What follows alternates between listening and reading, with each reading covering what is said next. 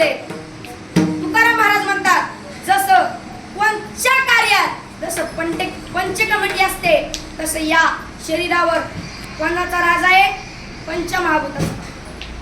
पंचमहाभूताचा राज आहे. म्हणून तुकाराम महाराज म्हणतात, या शरीर रूपी देहाने आपण काय केलं पाहिजे? भजन केलं पाहिजे.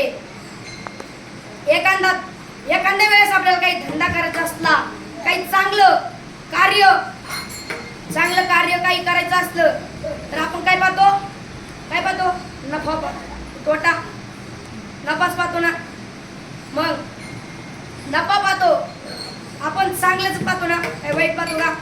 तर तुकाराम महाराज म्हणतात, तर ज्ञानेश्वर महाराज एका ठिकाणी सांगतात, या शरीराची या गावा जयाला दलिया पांडवा. काय सांगतात? या शरीराची या गावा जयाला दलिया पांडवा.